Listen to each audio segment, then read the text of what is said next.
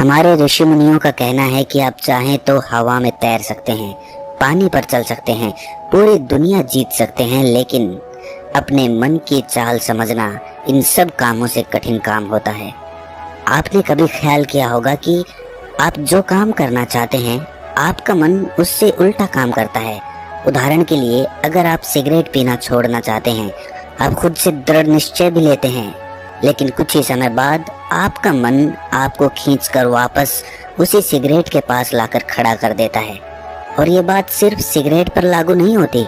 हमारे जीवन में, हम सब के जीवन में बहुत सारे ऐसे काम होते हैं, ऐसी आदतें होती हैं जिन्हें हम छोड़ना चाहते हैं, लेकिन हम चाहकर भी उन आदतों को छोड़ नहीं पाते हैं। लेकिन अगर हम प्रयास करके अपने मन के दृष्टा बन जाते हैं, उसके साक्षी बन जाते हैं, तो हम अपने मन की चाल को पकड़ सकते हैं। और अगर एक बार हमें अपने मन की चाल पकड़ में आ जाए तो फिर हम कोई भी आदत छोड़ सकते हैं, या फिर इसके उलट कोई भी आदत अपना सकते हैं, जैसे कि ब्रह्म मुहूर्त में उठने की, या फिर कोई भी ऐसा काम जिसे करने में हमें आलस्य आता है। क्योंकि हमारी आदतों के पीछे मूलभूत बिंदु हमारा मन ही होता है, और हम उसे ही नज़रअंदाज करके चलते रहते हैं, और बाद में पछताने के सिवाय हमारे पास कोई चारा नहीं बचता। आज की जो बौद्ध कहानी मैं आपको सुनाने जा रहा हूँ, उसमें आपको कुछ ऐसे तरीके पता चलेंगे जिससे कि आप अपने मन की चाल को भली भांति पकड़ सकते हैं, उसको जान सकते हैं, उसका निरीक्षण कर सकते हैं, और उसके बाद अपनी आदतों में बदलाव कर सकते हैं। एक बार एक वाचाल शिष्य एक गुरु के आश्रम में शिक्षा ग्रहण करने के लिए आया हुआ था। वो शिष्य अपने गुरु की बात कम सुनता था, लेकिन अपनी बात बताने में वो बहुत उत्सुक रहता था। एक दिन गुरु ध्यान पर चर्चा कर रहे थे। ध्यान किस प्रकार किया जाता है और ध्यान का क्या महत्व होता है, इसी पर चर्चा चल रही थी। आश्रम के सभी शिष्य मौन होकर अपने गुरु की बातों को सुन रहे थे। गुरु उनको समझा रहे थे कि आप किसी भी प्रकार का ध्यान करते हो, लेकिन ध्यान की गहराइयों में जाने के लिए आपको अपने मन के अंदर प्रेम जागृत करना होगा। ध्यान करते समय आपको निरंतर अपने मन का निरीक्षण करना होगा कि आपके मन के अंदर किस प्रकार के विचार आते हैं। गुरु अपनी बात पूरी कर पाते इससे पहले ही वो वाचाल शिष्य बीच में ही बोल पड़ा। उसने कहा, गुरुजी, मैं बहुत दिनों से अपने मन का निरीक्षण कर रहा हूँ। मैं हर आने जाने वाले विचार को बड़ी गहराई से देखता हूँ, समझता हूँ, लेकिन उसके बावजूद मेरे मन की आदतों में कुछ बदलाव नहीं आ रहा है।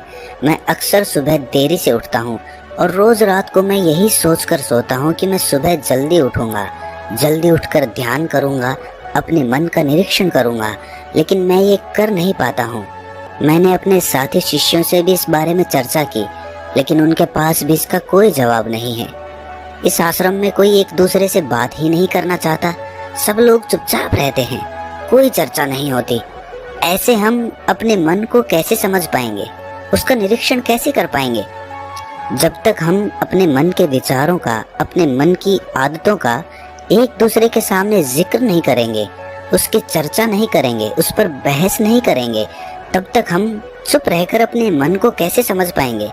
कृपया करके इन सभी शिष्यों को समझाने की कृपा करें कि कम से कम एक दूसरे से अपने मन की बात साझा तो करें।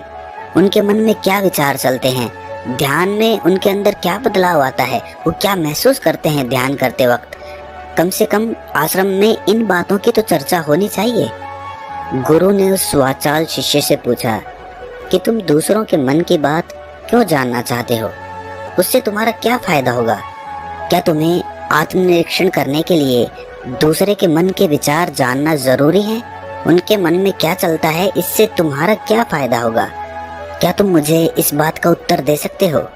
वाचाल शिष्य ने अपने गुरु से इस प्रकार के उत्तर की अपेक्षा नहीं की थी। उसने सोचा कि बात तो गुरुजी ठीक कह रहे हैं, इससे मेरा क्या फायदा होगा? अगर मैं दूसरे के मन की बात जान भी लूंगा या फिर दूसरों के सामने अपने मन की बात बता भी दूंगा, तो उससे मेरा क्या फायदा होगा? क्या मैं अपने मन को समझ पाऊंगा?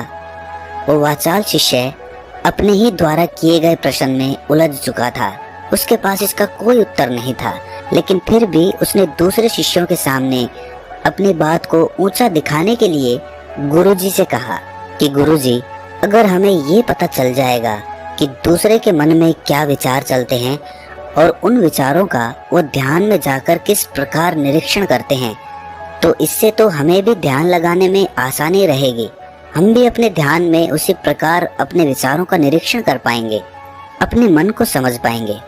क्या आपको नहीं लगता कि गहरा ध्यान लगाने के लिए किन बातों का ध्यान रखा जाए, किस प्रकार अपने मन का निरीक्षण किया जाए, इस बात की चर्चा करने से दूसरे शिष्यों का भी भला हो सकता है। गुरुजी ने उससे पूछा कि मान लो कोई शिष्य गहरा ध्यान लगा पाता है और अगर वो तुम्हें अपनी मनोदशा बता भी दे कि किस प्रकार वो अपने मन का निरीक्षण करता है, अपने विचारों का निरीक्षण करता है, तो तुम्हें क्या लगता है कि ये जानकर तुम भी गहरे ध्यान में उतर पाओगे? अगर तुम ऐसा सोच रहे हो तो मैं तुम्हें एक बात बता दूं कि तुम अपने ही मन के बनाए हुए जाल में खुद फंस जाओगे।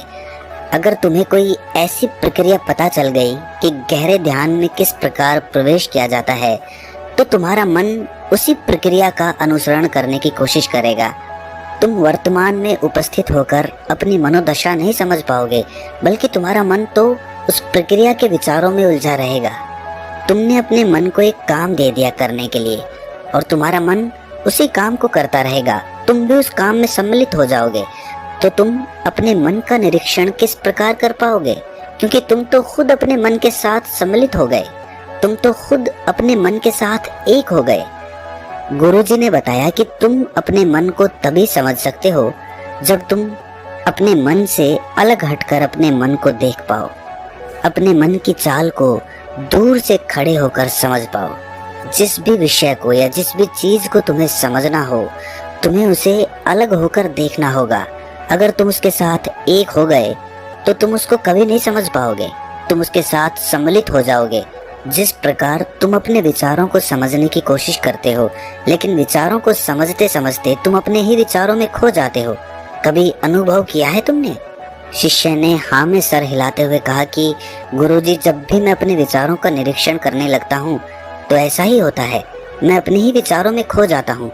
कुछ समय बाद मुझे ध्यान में आता है कि मैं अपने विचारों का निरीक्षण कर रहा था, तो उसके बाद मैं फिर से अपने विचारों का दृष्टा बन जाता हूँ, उनका साक्षी बनने की कोशिश करने लगता हूँ।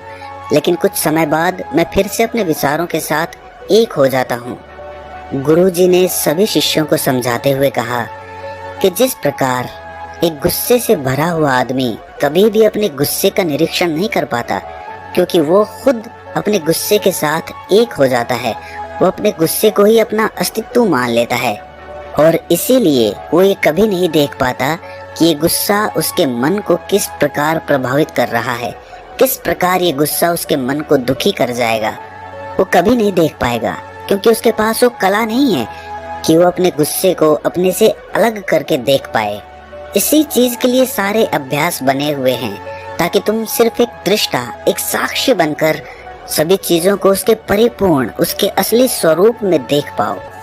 और जब तुम सभी चीजों का, सभी विचारों का असली स्वरूप देख लेते हो, तब तुम्हें उसकी अनित्यता पता चलती है। तब तुम्हें पता चलता है कि ये सब आने जाने वाली चीजें हैं, लेकिन चेतना, कॉन्शियसनेस, वो हमेशा इंसान के साथ रहती है।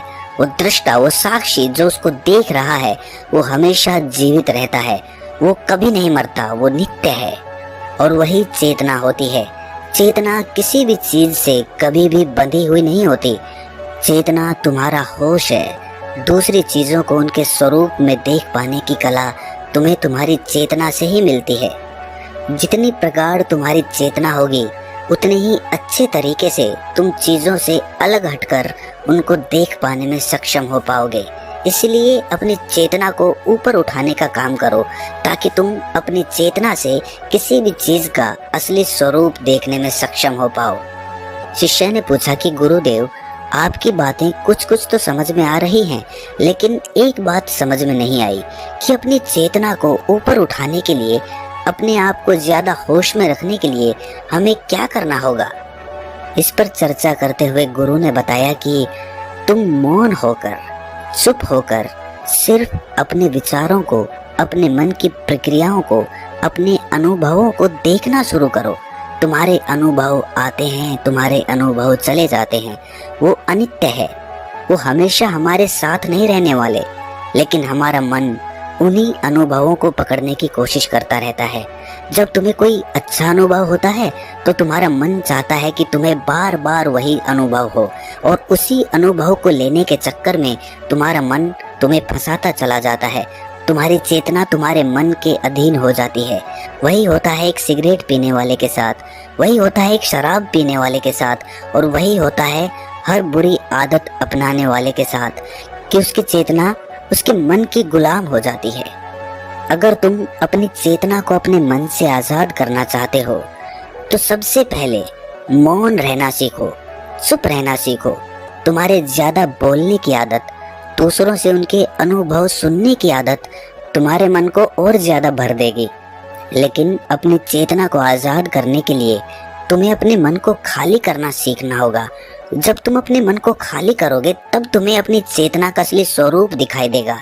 तब तुम्हें पता चलेगा कि मौन रहकर, चुप रहकर अपनी चेतना को कैसे ऊपर उठाया जाए, कैसे हमेशा चैतन्य रहा जाए। चैतन्य रहना ही हमारा असली स्वरूप होता है, लेकिन हम उसे भूल चुके हैं अपने मन के अधीन होकर।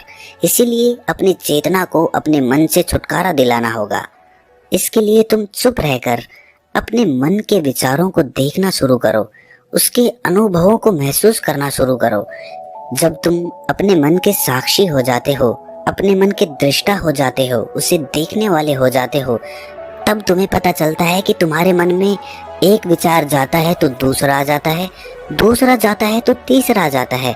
और इस प्रकार जिस तरह सड़क पर भीड़ चल रही होती है, लोगों का हुजूम चल रहा होता है, एक आदमी जाता है तो दूसरा आता है, दूसरा जाता है तो तीसरा आता है, उसी प्रकार हमारे मन की भूमि में अनेकों अनेक विचार आते और जाते रहते हैं। लेकिन धीरे धीरे हम उनसे जुड़ते नहीं हैं, उनके साथ बहने नहीं लग जाते, उनके साथ खो नहीं जाते, बल्कि उनको साक्षी होकर बस देखते रहते हैं। और देखते देखते धीरे धीरे उस सभी विचार विलीन होने लगते हैं, और उसके बाद हमारे मन की भूमि पूरी तरह से खाली हो जाती है। और अब हमें पहली बार अपने चैतन्य होने का पता चलता है। हमें पता चलता है कि हमारी चेतना ही हमारा असली आनंद है, वही हमारा स्वरूप है। और उसके लिए अपने मन की भूमि से खरपतवार हटानी जरूरी होती है। उसके लिए मेहनत नहीं करनी, बस उन विचारों को देखते रहना है। एक विचार जाता है तो दूसरा आता है, दूसरा जाता है तो तीसरा आता है। बस देखते रहो, देखते रहो, साक्षी बने रहो, दृष्टा बने रहो, और देखते देखते वो विचार विलीन हो जाते हैं। लेकिन इसके लिए तुम्हें चुप रहकर अभ्यास करना होगा, चुप रहकर अपने विचारों का आत्मनिरीक्षण करना होगा, अपने मन की भावनाओं को समझना होगा। कब तुम्हें गुस्सा आता है, कब तुम्हें खुशी होती है, उसे अलग खड़े होकर देखना होगा। जब भी हमें गुस्सा आता है या खुशी होती है या किसी से घृणा होती है तो हम तत्क्षण उत्तेजित हो जाते हैं, और उत्तेजना की वजह से ही हम उन भावनाओं को अलग होकर देख नहीं पाते हैं। लेकिन अगर हम उत्तेजित ना हों, शांत रहें, शिथिल रहें, तो हम अपने मन की भावनाओं को समझ सकते हैं, उनको जान सकते हैं। और जब हम अपने मन की भावनाओं को जानने लगते हैं तब हमें पता चलता है कि कोई भी भाव हमेशा नहीं रहता। एक भाव जाता है तो दूसरा चला आता है। खुशी हमेशा नहीं रहती, दुख हमेशा नहीं रहता, गुस्सा हमेशा नहीं आता, घृणा हमेशा नहीं होती। जब इन बातों को हम समझने लगते हैं तो ये सारे भाव हमारे अंदर से विलीन होने लगते हैं, और सिर्फ एक प्रेम, एक आनंद हमारे अंदर बच जाता है। उसे ही हम परमानंद कहते हैं, और वही हमारा असली स्वरूप होता है। इसीलिए अपने मन की चाल में तुम खुद मत फंस जाना। अपने मन की चाल को दूर खड़े होकर बस देखते रहना, और देखते देखते वो चाल, तुम्हारा मन पूरी तरह से विलीन हो जाएगा। और जब कोई मन नहीं बचेगा तभी हम हर चीज में अपना मन लगा सकते हैं, हर काम को पूरे ध्यान पूर्वक कर सकते हैं। असल में मन का विलीन होना ही ध्यान में प्रवेश होता है। जब तक हमारा मन हावी होता है तब तक हम ध्यान में प्रवेश नहीं कर पाते, क्योंकि हमारा मन करेगा तब हम ध्यान करेंगे, और जब हमारा मन नहीं करेगा तब हम ध्यान नहीं करेंगे। और ऐसा हर काम में लागू होता है। लेकिन एक बार अगर हमारा मन विलीन हो जाता है तो हम हर काम में ध्यान लगा सकते हैं और ध्यान ही हमारा असली स्वरूप बन जाता है, वही चेतना बन जाती है। इस ज्ञान भरी चर्चा को सुनकर सभी शिष्य प्रसन्न हो गए, लेकिन गुरु ने उन्हें चेतावनी देते हुए कहा कि तुम प्रसन्न हो रहे हो, ये भी तुम्हारे मन की एक भावना है। तुम्हें ये बातें सुनने में मजा आ रहा है, इसीलिए तुम प्रसन्न हो रहे हो, लेकिन ये बातें हमेशा कोई तुम्हें नहीं सुनाएगा और इसी वजह से तुम्हारा मन हमेशा प्रसन्न नहीं रह पाएगा। अगर तुम्हें असली आनंद की खोज करनी है, ऐसी प्रसन्नता हासिल करनी है जो कभी विलीन ना हो, तो तुम शांत होकर, मौन होकर, भावना रहित होकर अपने विचारों और अपनी भावनाओं को देखना शुरू करो। उसके बाद तुम्हें खुद ही महसूस होगा कि चेतना जो होती है वो शाश्वत होती है, वो कभी नहीं मरती और बाकी सभी चीजें अनित्य हैं, वो खत्म हो जाएंगी, वो मर जाएंगी, वो पीछे छूट जाएंगी। कोई भी चीज इस संसार में शाश्वत नहीं होती सिवाय हमारी चेतना के। जब हमारे प्राण छूटते हैं तो हमारे शरीर से सबसे पहले हमारी चेतना ही निकलती है, इसीलिए चेतना कभी नहीं मरती। गुरु ने सभी को निर्देश देते हुए कहा कि आज हम मौन रहकर अपने मन के विचारों और उसकी भावनाओं पर ध्यान लगाएंगे, उसके साथ सम्मिलित नहीं होंगे, बस उसे दूर से खड़े होकर देखते रहेंगे। थोड़ा कठिन है, लेकिन अभ्यास करने से तुम इसमें पारंगत हो जाओगे। और इसके बाद गुरु ने सभी को ध्यान लगाने का संकेत किया। तो दोस्तों, कैसी लगी ये कहानी आपको? कमेंट सेक्शन में ज़रूर बताना, और अच्छी लगी हो तो इस चैनल को सब्सक्राइब करके नोटिफिकेशन बेल को ज़रूर प्रेस कर देना। तो मिलते हैं किसी अगली कहानी में, तब तक के लिए अपना ख्याल